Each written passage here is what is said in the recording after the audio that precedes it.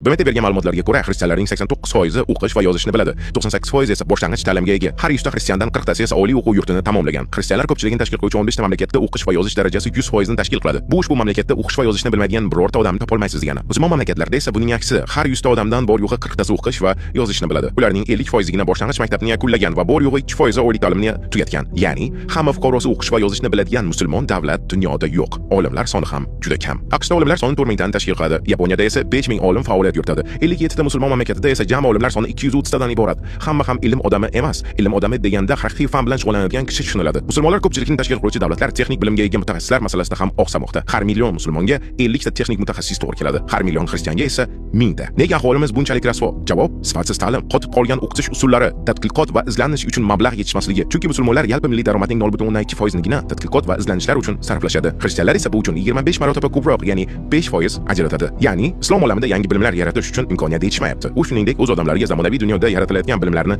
bermayapti.